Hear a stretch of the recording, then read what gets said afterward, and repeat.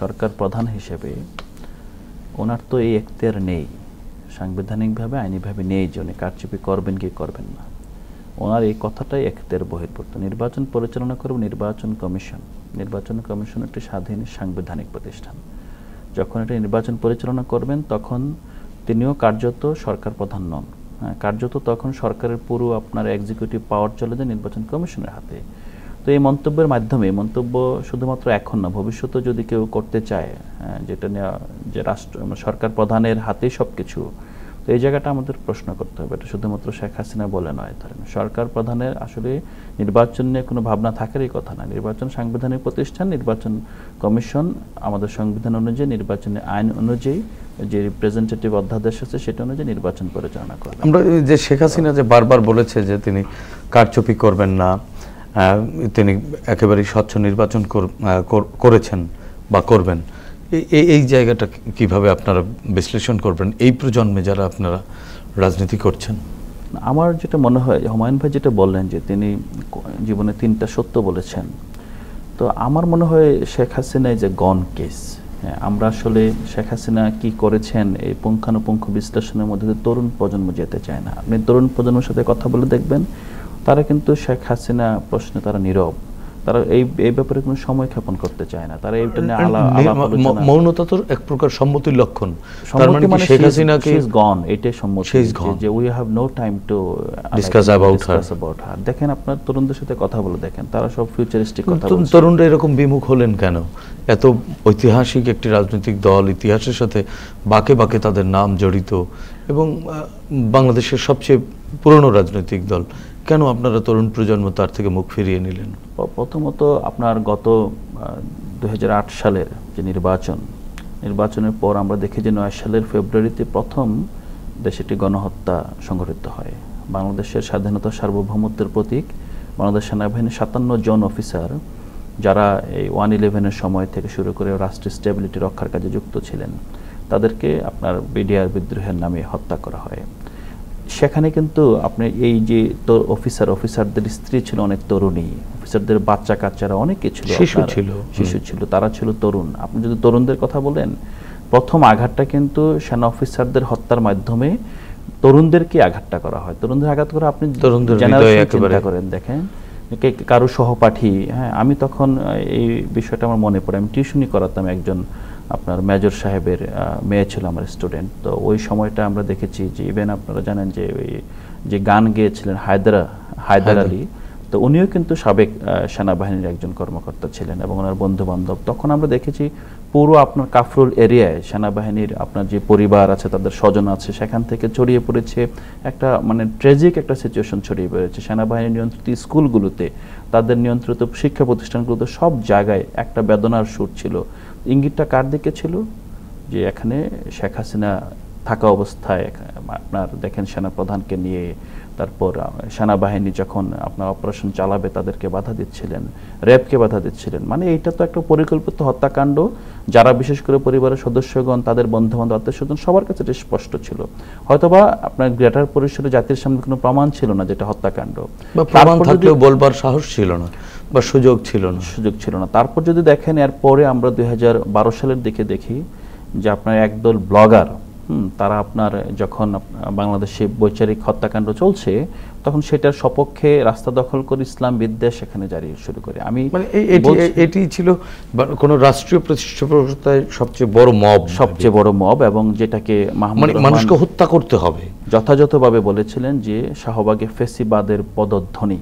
আপনি দেখেন সত্যিকার অর্থেই এটা প্রায় পরবর্তী 10 বছর বাংলাদেশ টের পেয়েছে যে কিভাবে জাতিকে বিভাজনের মাধ্যমে, মানে ফেসিবাদের প্রথম যে কাজটাই হলো যে জাতিকে পোলারাইজ করা এবং একটা পোলার অংশীদারিত্ব তারা নিয়ে নেওয়া এবং বাকিদেরকে নির্মূলযোগ্য, হত্যাযোগ্য করে তোলা। আপনি যদি শাহবাগের ঘটনা দেখেন, আমি ডেফিনেটলি শাহবাগে যারা দাঁড়িয়েছিলেন তার মধ্যে অনেকেরই ছিল, তারা খুব মানে ওপেন হার্ট সেখানে গিয়েছিলেন, যে তারা বুঝতে পারেন যে এখানে আসলে একটা বিচারের দাবিতে গিয়েছিলেন এবং যুদ্ধাপরাধীর বিচার এবং স্বাভাবিকভাবে যুদ্ধাপরাধীর বিচার তো এখনো সবাই চায়। মুক্তিযুদ্ধকে যারা বিলিভ করে, যারা বাংলাদেশকে ভালোবাসে, তারা এখনো সমর্থন করে যে যুদ্ধাপরাধের বিচার, ন্যায় বিচারটি হোক। তো শেখ হাসিনা প্রথমত যে আপনি তরুণদের সাথে প্রতারণা করেছে শাহবাগে তিনি তরুণদেরকে মাঠে নামিয়ে দিয়ে তাদেরকে আপনি নিজের কক্ষিগত করেছেন, পলিটিক্যালি গেইন করেছেন। বাংলাদেশের আরেকটা বড় শ্রেণী, হ্যাঁ, ধর্মভীরু এবং ধর্মপরায়ণ যে শ্রেণীটাকে, তাদেরকে আপনি দেখেন যে শাহবাগের যে প্রথম, ওরা বলে দ্বিতীয় মুক্তিযুদ্ধের প্রথম শহীদ, ওর নাম ছিল থাবা বাবা। সে আপনার এই ব্লগিং করতো এবং সেখানে মানে রাসূল সাল্লাল্লাহু আলাইহি ওয়াসাল্লাম, তার স্ত্রী এবং তার সম্মানিতা পরিবারের সদস্যদের নিয়ে যাচ্ছেতাই ভাষায় পর্নোগ্রাফিক আপনার এই চটি লিখতেন। তো এইটাই ছিলেন তাদের মতে। যদিও এই হত্যাকাণ্ডকে আমি সমর্থন করি না, এটা সমর্থনযোগ্য নয়, এবং হত্যাকাণ্ড কারা ঘটিয়েছে আজ পর্যন্ত কিন্তু কোনো প্রমাণ নেই, এবং ওই রাষ্ট্রও কিন্তু বের করেনি, এই রাষ্ট্র বের করেনি, এবং এটা সাসপেক্টেড, যেটা একটা ইনসাইড জব। যদি সেই জায়গা থেকে আপনি দেখেন, থাবা বাবাকে তারা বলছে দ্বিতীয় মুক্তিযুদ্ধের প্রথম শহীদ।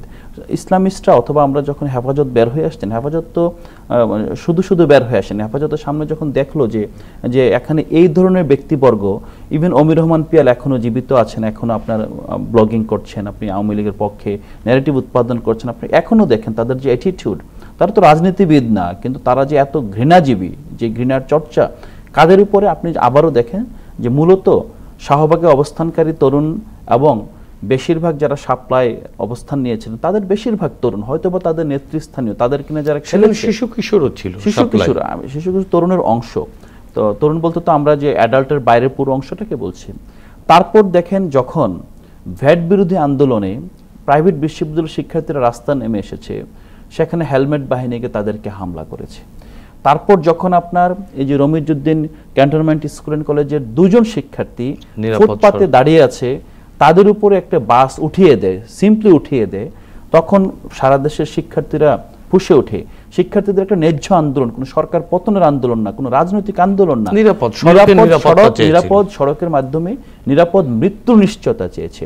আপনি সেই শিক্ষার্থীদেরকে কিভাবে আপনি দেখেছেন যে ধানমন্ডিতে আওয়ামী লীগের পার্টি অফিসের ভিতরে ঢুকে নির্যাতন করেছে, হেলমেট বাহিনীদের তাদেরকে পিটিয়ে, আপনার ঢাকা কলেজ থেকে শুরু করে সায়েন্স ল্যাব পর্যন্ত, আমি সরাসরি সে আন্দোলনে অংশগ্রহণকারী একজন, ইভেন ভ্যাট বিরোধী আন্দোলনকারী হিসেবে আমি আপনার এক প্রাইভেট বিশ্ববিদ্যালয় থেকে চাকরি খুঁজেছি আমি। তো সেই জায়গা থেকে আমরা যদি দেখে ধরেন, কারণ এই বিশ্ববিদ্যালয়ের উপর চাপ ছিল যে কারা স্টুডেন্টদের নিয়ে রাস্তা নামে, সে শিক্ষক হোক শিক্ষার্থী হোক, যেভাবেই সম্ভব তাদেরকে কোনো না কোনোভাবে ভয় দেখাতে হবে। তো সেই জায়গা থেকে আমরা তারপর যদি বলি কোটা সংস্কার আন্দোলন, তারপর আপনার 24-এর যে গণঅভ্যুত্থান কোটা সংস্কার আন্দোলনের ফল হিসেবে সংঘটিত হয়েছে, সবগুলো ধারাবাহিকতা।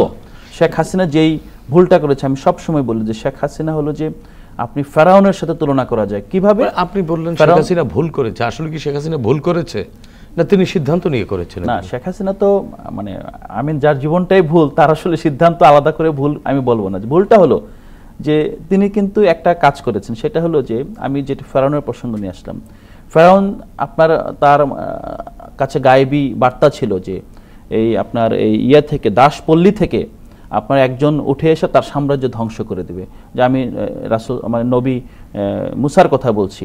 আপনি দেখেন যে একজন মুসার উত্থান ঠেকাতে ফেরাউন প্রতি রাতে সেখানে হত্যাযজ্ঞ চালিয়েছেন, যেখানে একজন শিশু জন্মগ্রহণ করার সাথে সাথে তাকে মৃত্যুবরণ করতে হয়েছে। কেন?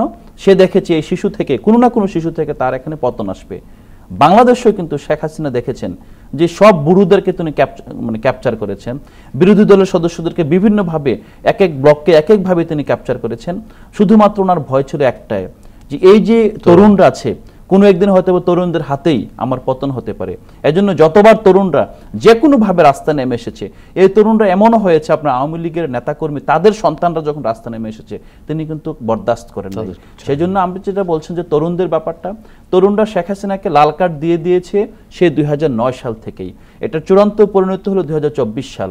বরং এখানের যারা রাজনীতিবিদ তারা সেখানে এখনো যেটা জিনিসটা আমরা দেখতে পাচ্ছি দুর্ভাগ্যজনকভাবে, তারা তাদের মধ্যে একটা বিজনেস, রাজনীতি, তারপর সিভিল সোসাইটি এই নেতৃত্বের একটা সেটেলমেন্টে আসতে চেয়েছিল, এবং সেটেলমেন্টে ছিল থাকার কারণেই কিন্তু এই তরুণদের শক্তি প্রায় আপনার 14-15 বছর লেগেছে শেখ হাসিনার পতন ঘটাতে। না হলে আপনার 2015 সালে ভ্যাট বিরোধী আন্দোলন অথবা 2018 সালে কোটা সংস্কার আন্দোলন একই সাথে, আমরা এটাকে বলি আপনার যে অদম্য 18, একই বছর দুইটা আন্দোলন হয়েছে। কোটা সংস্কার আন্দোলন হয়েছে, কোটা সংস্কার আন্দোলনের মাধ্যমে সরকার দাবি মানতে বাধ্য হয়েছে, কিছুদিন পরেই কিন্তু আবার নিরাপদ সড়ক আন্দোলন হয়েছে। মানে এই ধরনের দুইটা গণ আন্দোলনের পর শুধুমাত্র রাজনৈতিক দলগুলো যদি সেই গণ আন্দোলনকে আপনি অ্যাকসেপ্ট করতে, ইভেন আপনি যদি দেখেন 2018 সালে যেভাবে আপনার জাতীয় ঐক্যফ্রন্ট সংগঠিত হয় সবগুলো রাজনৈতিক দল, এবং শেখ হাসিনা কিন্তু সামহাও আপনি একটা নির্বাচনে নাটক করেছে। কেন করেছে?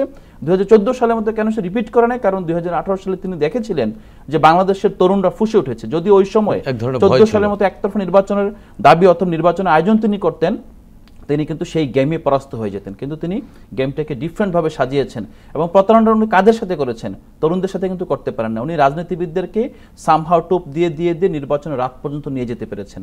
যদি রাজনীতিবিদরা তখন কোনোভাবে ঐক্যফ্রন্টের ব্যানারে মানে ডক্টর কামাল হোসেনের, আমি জানি না যে ইতিহাস থেকে কিভাবে নেবেন জিনিসটা, উনি হয়তো জানতেন যে এটি কী করতে যাচ্ছে, অথবা ওনার নেতৃত্বে যেই এতগুলো রাজনৈতিক সংগঠিত ছিল, ওনার দায়িত্ব ছিল এটাকে ইনভেস্টিগেট করা, সত্যিকার অর্থেই ওই দিন রাতে কি ঘটতে পারে, এই প্রশাসন তার অনুকূলে আছে কিনা, এই রাষ্ট্রের যেই নির্বাচন পরিচালনা করবেন তারা অনুকূলে আছে কিনা। কিন্তু আমার মনে হচ্ছে যে বিএনপি এবং অন্যান্য দল কিন্তু ডক্টর কামাল হোসেনের নেতৃত্বে গিয়েও প্রতারিত হয়েছেন, যার কারণে পরবর্তীতে ঐক্যফ্রন্ট ভেঙে যায় এবং অনেকেই প্রতারিত বোধ করে বিদায় ওই পুরো ঐক্যফ্রন্টকে আর নতুনভাবে জাগরণ। বাংলাদেশে অনেকেই ঘটেছে যে বিভিন্ন ঐক্যজোট একসময় ভেঙে গেছে, আবার পরে জোড়া লেগেছে, কিন্তু ঐক্যফ্রন্ট কিন্তু আর জোড়া লাগে নাই। তো এই জন্য আমি বলবো যে বাংলাদেশের তরুণরাই বাংলাদেশের প্রাণ, এবং বাংলাদেশের যত পরিবর্তন তরুণরাই বুঝেছিল যে শেখ হাসিনা প্রতারক। শেখ হাসিনা তরুণদের কাছে শেখ হাসিনা কোনো অ্যাপিল নেই, সে হিরো হিসেবে নেই, ভিলেন হিসেবে নেই। শেখ হাসিনা গন কেস। বরং রাজনীতিবিদরা এখনো তাদের যে নস্টালজিয়ায় শেখ হাসিনাকে কল্পনা করেন, তাদের নস্টালজিয়ায় শেখ হাসিনার কাছ থেকে সত্য খুঁজে বের করেন। সরি, আপনাকে আমি বলছি না, শেখ হাসিনা আবার ছোট ছোট জিনিস যে এই কিছু তো ভালো দিক ছিল। আরে ভাই, পুরো শরীর যখন আপনার পচে যায় তখন সেখান থেকে ভালো জিনিস খুঁজে বের করা যায় না। তো শেখ হাসিনা তরুণদের কাছে গন কেস। আমরা ভবিষ্যতে নতুন শেখ হাসিনা চাই না। ভবিষ্যতে এখন যে রাজনীতিতে শেখ হাসিনা মাঝে মাঝে আলাপ আলোচনায় প্রসঙ্গক্রমে উঠে আসেন, আপনি কি মনে করেন যে প্রসঙ্গক্রমেও তাকে না আনাই বেটার? আমার যেটা মনে হয় প্রসঙ্গক্রমে আসতেই পারে, কিন্তু প্রসঙ্গক্রমে আসলে কি আসে? আসলে শেখ হাসিনার এমন কোনো আপনার কাজ নেই যে কাজটা প্রসঙ্গক্রমে এনে তাকে আবার এখানে মানে তাকে ঘিরে একটা নস্টালজি তৈরি হতে পারে, এটা কিন্তু নেই এখানে। আপনি শেখ হাসিনাকে যতভাবেই ব্যবচ্ছেদ করেন, তার বাচনভঙ্গি, তার ভাষা, তার নাটকীয়তা, মিথ্যাচার, ইভেন তার খুনি প্রবণতা, কোনো কিছুই কিন্তু আমরা এই তরুণ প্রজন্ম না, শুধুমাত্র বাংলাদেশের মানুষ গ্রহণ করে না। ওনার কাছ থেকে গ্রহণ করার মতো যে মিনিমাম কিছু থাকতো, কিন্তু তরুণরা তো আবার শেখ হাসিনার পক্ষে কথা বলছেন সামাজিক যোগাযোগ মাধ্যম সহ নানান জায়গায়, তারাও তো বয়সে তরুণ। এই শ্রেণীটিকে আপনারা কিভাবে দেখেন? এই শ্রেণীটির প্রতি আমাদের সহমর্মিতা, আমরা তাদের প্রতি আমরা পিটি ফিল করি। আমরা মনে করি যে তারা যেভাবে ডক্ট্রিনাইজড হয়েছেন, এবং তারা তো হয়তো বোঝেন নাই। আপনি জানেন যে বাংলাদেশের রাজনীতি হলো মূলত ভাই পলিটিক্স। উপরে কে আছে সে দেবতা, হ্যাঁ, আর সে মূলত তার ইমিডিয়েট যে ভাই আছে, যে রাজনীতি সে করে, সে তাকে সন্তুষ্ট করে। এখন ভাই পলিটিক্সের ভাইরা কিন্তু আবার কিছু অর্থনৈতিক ইনসেন্টিভের মাধ্যমে তৈরি হয়। এখন শেখ হাসিনা এই যে আপনার $400 বিলিয়ন বেশি অর্থ পাচার করেছেন, এবং বাংলাদেশের ভিতরে যে সে একটা অনুগত শ্রেণী তৈরি করেছেন, সে শ্রেণীটার কারণে অনেকেই থাকবেন, লয়াল থাকবেন। তো সেই লয়ালটির জায়গাটা তো আসলে আপনি এখনই ভাঙতে পারবেন না। সেটি ভাঙার চেষ্টা চলছে কিনা? সেটি ভাঙা সম্ভব কেবলমাত্র আপনি যখন আগামীতে যারা সরকার পরিচালনা করবেন, যখন সুশাসন নিশ্চিত করতে পারবেন, বাংলাদেশের ইকোনমিকে এইভাবে ইনফর্মাল রেন্ট সিকিং বিহেভিয়ার থেকে সরিয়ে এনে একটা ফর্মালাইজড এবং পিওর ক্যাপিটালিস্টিক কম্পিটিটিভ ইকোনমিতে রূপান্তর করতে পারবেন, যেখানে আসলে যার শ্রম আছে, যার আপনার মেধা আছে, যার আপনার বৈধ ক্যাপিটাল আছে, তারাই বাজারে আপনার অংশীদারিত্ব হবে। বাজার কোনো সিন্ডিকেটের কাছে অথবা কোনো পলিটিক্যাল গোষ্ঠীর কাছে আবদ্ধ থাকবে না। তখন আপনি এটাকে ভাঙতে পারবেন। এটা তো শুধুমাত্র ওদের ব্যক্তি হিসাবে দেখলে চলবে না। ওরা কিন্তু এখন অন্যান্য দলেও ঢুকে যাচ্ছে, অন্যান্য দলের অনুকম্পায় তাদের পুরনো সিন্ডিকেট চালিয়ে যাচ্ছে। আপনাকে মোটা দাগে বাংলাদেশের এই যে অপশাসন, অপরাজনীতি, সেটা থেকে বের হয়ে আসতে হবে।